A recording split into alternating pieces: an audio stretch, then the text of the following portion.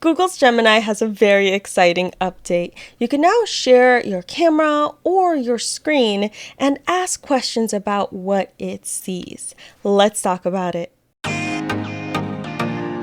Hello everyone. Welcome to Carrie on Accessibility, where we talk about technology and accessibility.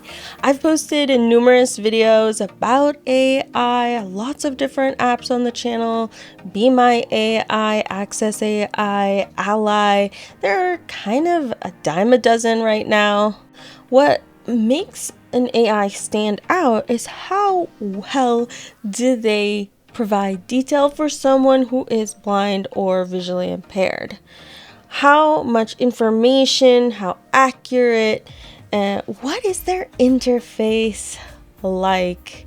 Those are the factors that really contribute to making an AI better or less better, worse.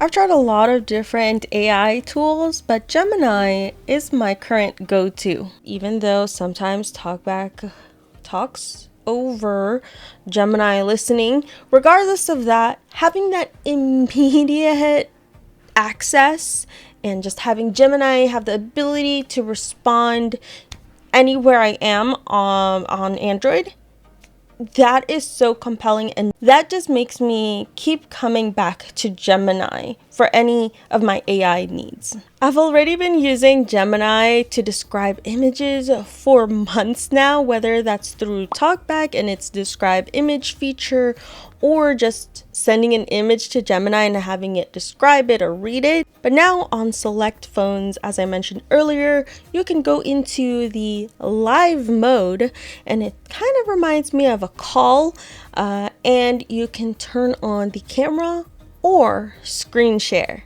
I check this on my Pixel 8 Pro. When I'm using an advanced account, it's the paid version of Gemini.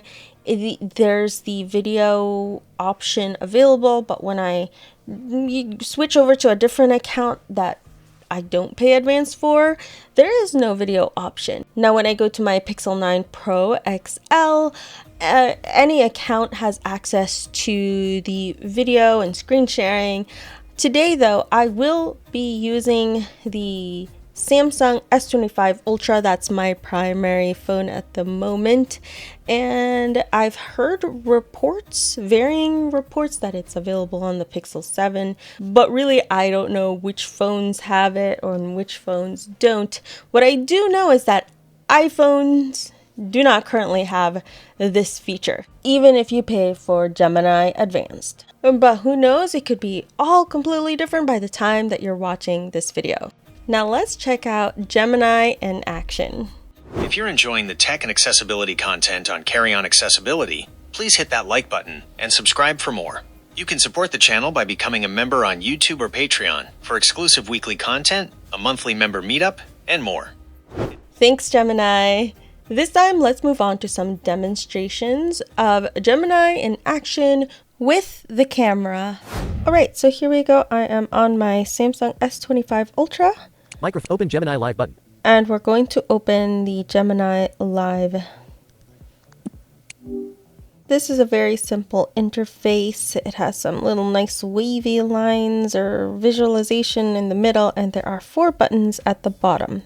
Turn on video streaming. The first one is to turn on the video. Turn on screen sharing. Turn on screen sharing. Pause the conversation. Pause the conversation. Close the conversation. And close the conversation.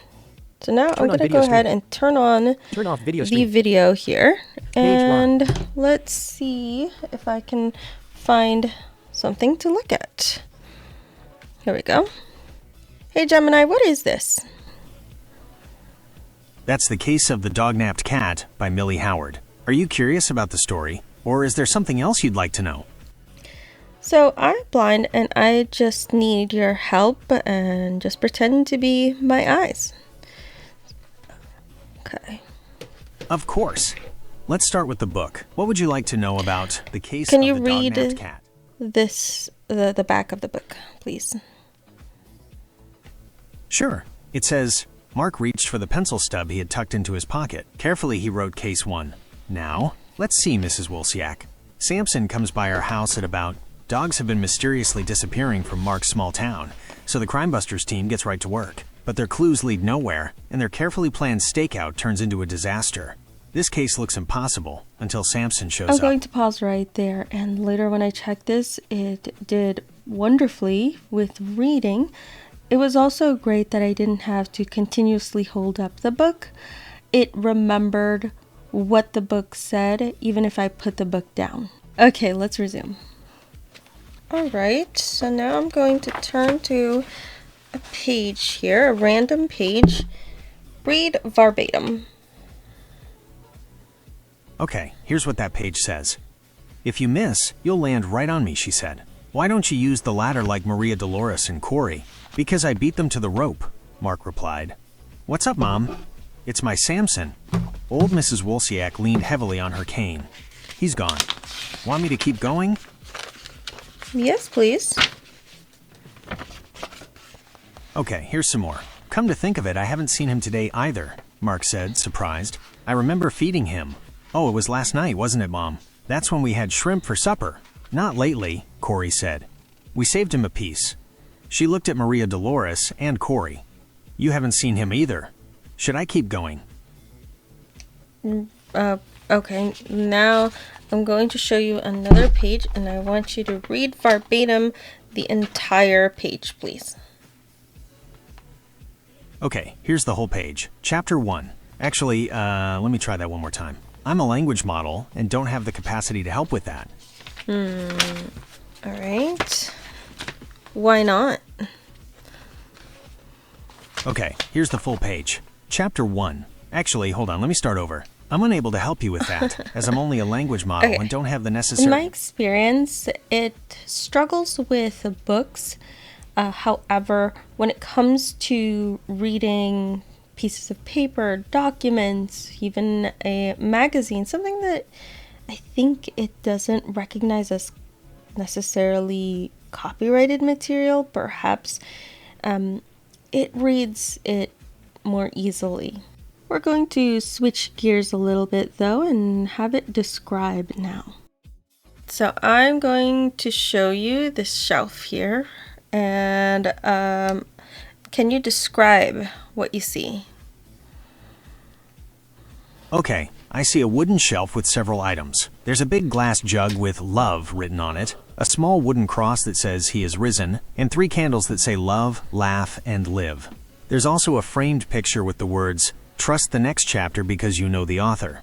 Below that, there's a small wooden house, a framed picture, a red stress ball, a pink speaker, and a Rubik's Cube. What kind of speaker is it? It looks like a pink JBL speaker. Is there anything else on the shelf you'd like me to describe? What kind of JBL speaker? It looks like a JBL Go 3. Do you have any other questions about it? Or is there anything else I can describe for you? I actually think it's a Clip 4. You're right. It's a JBL Clip 4. It has an oval shape with a large JBL logo on the front and a built-in carabiner clip at the top. The color is a mix of coral and gray. Turn on video streaming. Oh, Live. what happened? Something went wrong. Something went wrong. Repeat your last prompt to try again. All right. Close live mode. Try again button. Try again. A quick note here, I sometimes get this screen when I've been using the camera for an extended period of time. All right, now let's continue. How many shelves are there? I can see 4 shelves. Is there anything else on the shelves you'd like me to describe? Yes. Tell me something that you haven't described yet. Okay, I haven't described the Rubik's Cube yet. It's a colorful, cube-shaped puzzle with each side divided into 9 smaller squares. It's sitting to the right of the pink speaker on the second shelf from the bottom. All right. Are you sure that that's a correct description? I just picked it up, and I'm holding it. So tell me about this. My bad, that's not a Rubik's Cube. It's a Megaminx. It's similar to a Rubik's Cube, but it has 12 faces instead of 6. Each face on yours is a different color, like blue, red, and yellow. Anything else I can describe for you? How do I solve it? The Megaminx is a pretty complex puzzle. Do you want to try solving it by yourself, or would you like me to find some online tutorials for you? Can you tell me how to solve it? I can't really explain how to solve it in this format, but there are some great tutorials online if you're interested. Would you like Okay. me to find one for you? No, that's alright, that's alright. Okay. So, what do you see here? Describe it, please. I see a wall with several colorful drawings on it. Some appear to be made with paint, others with crayons or markers. Shall I describe any of them in particular? Describe each and every one that you see. Okay, starting from the top left, I see a drawing of a person in a blue and white outfit with the name Nico above it and the date October 24th, 21 below. Next to that is a drawing of two people with angel wings, also dated October 24th, 21.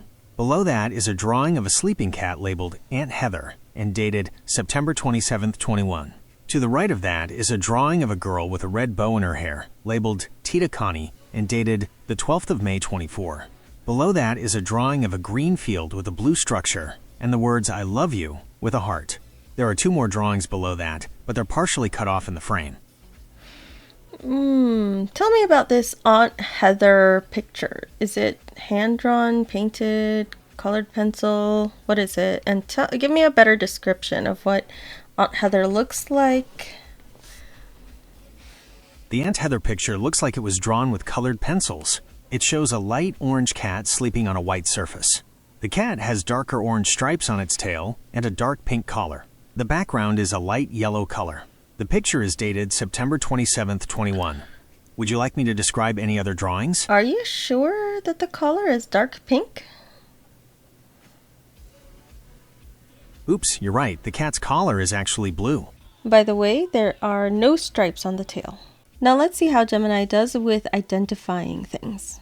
Alright, so I brought up some different items and I'm blind, so I need help identifying them and I really don't know how to hold them exactly, so let me know if I need to turn or flip bottles and things around, okay?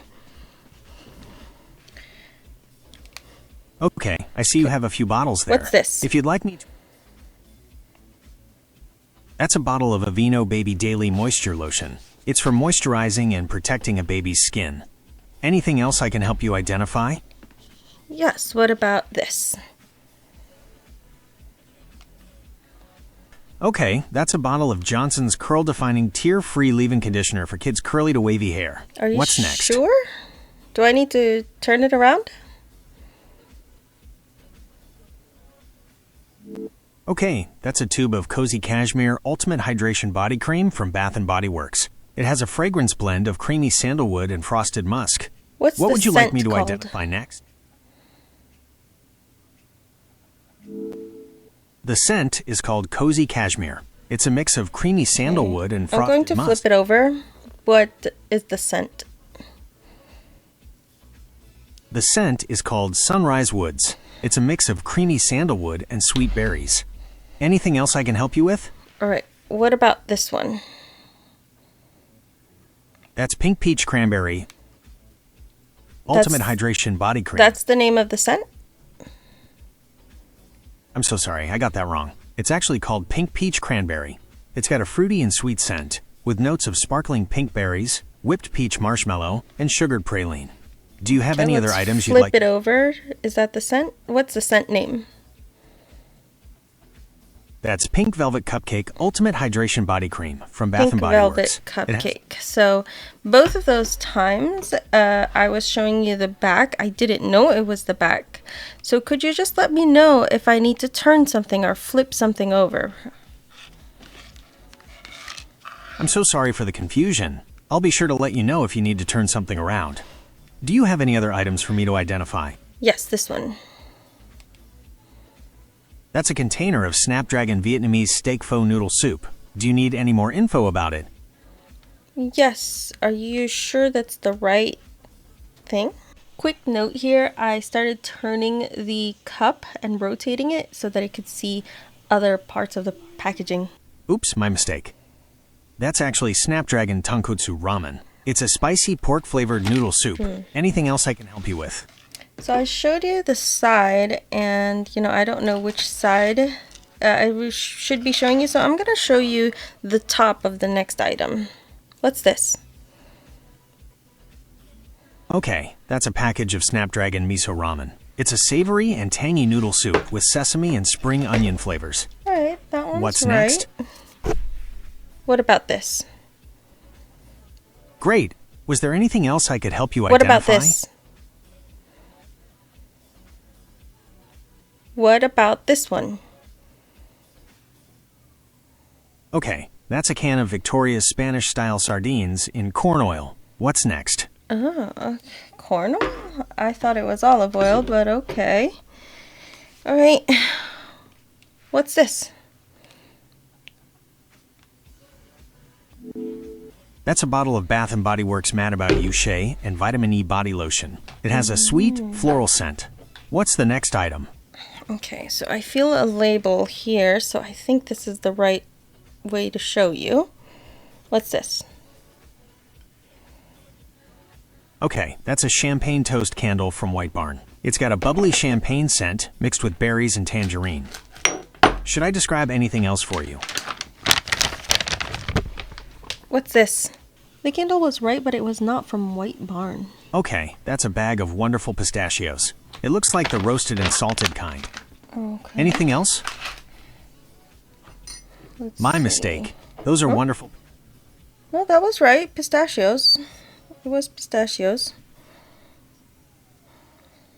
Oops, sorry about that. I see you have a couple of smartwatches charging on a Wait, stand. hold on. Do you want... What's this? Okay, that's a bottle of Pura Drop Vitamin D3 liquid drops. It's a dietary supplement. Vitamin D? Are you sure? My bad, that's actually Purador Vitamin... I'm so sorry. I keep getting that wrong. It's Purador Vitamin E Oil. It says so right on the label. Okay. It did finally get that right. I think round cylindrical objects can be really difficult since I don't know how to aim it properly, and it refuses to direct me. What's this? That's a Starbucks Pike Place Roast K-Cup. It's a medium roast coffee. What's the next item?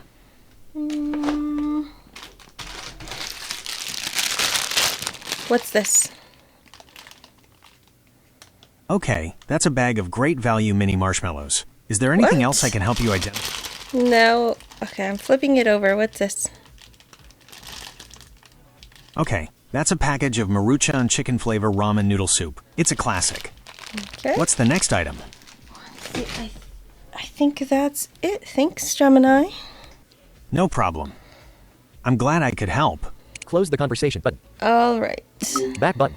My conclusion here is that it does really well identifying the label if it sees the label, but since it doesn't direct you, it gets very confused about packaging, and I just wish that it could tell you, turn it a little bit, flip it the other way. For example, sometimes when I'm at the grocery store and I'm by myself, I call my mom on Facebook Messenger. I'm like, Mom, can you look at this and tell me the expiration date? And she'll say, oh, put it closer, move over to the left, flip it over. And right now, AI can't do that. I've tried that with ChatGPT and Meta AI and Gemini now, and none of them can handle it. One nice thing is that if there is something that you missed, you can go through just the Gemini chat here. My apologies. I'm still learning how to end a live session. I'm ready to continue if you have more. And you Resume can the conversation button out of. And here you can review the whole chat history. So that's pretty neat. Overall, I think Gemini does it pretty well. Of course, it's still AI, it hallucinates, it makes mistakes, it's not always very accurate, and you always kind of have to double check everything. But I think it can be super helpful so often. I already have an idea of what something is, and I need to know a little more information. I find that when it does read, it does a pretty good job. However, for reading, I actually think sending it a picture does so much better than using the kind of live AI session with video. And I've had quite a bit of success reading even magazines that are complicated with Gemini, like sending it the picture and saying read verbatim.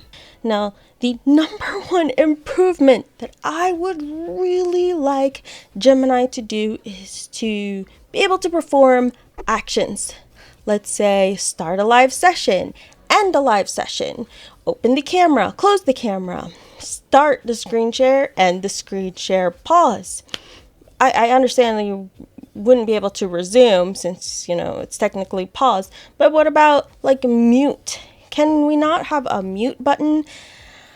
It's also interesting to me that sometimes Gemini is hard to interrupt. And yes, you can tap on the screen if you're not using TalkBack, or double tap in the middle of the screen if you are using TalkBack to interrupt it. It almost feels like you really have to interrupt it and be persistent, because there was a time where it was super easy to interrupt it, and we just need a little bit more of the balance going in the opposite direction now. We don't want to make it too easy. We don't want to make it too difficult.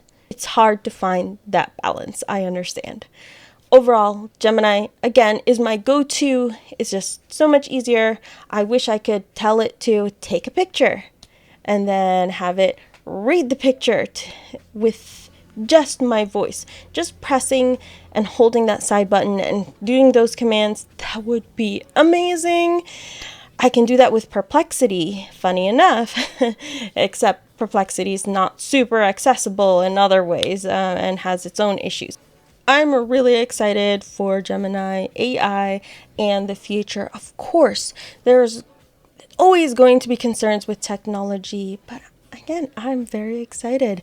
Let me know in the comments what you think of Gemini, what AI you use most often, and if you like this video, give it a thumbs up. Don't forget to subscribe. If you want to support the content and what I do, consider becoming a YouTube or Patreon member. Thanks everybody for watching, and I will catch you in the next one.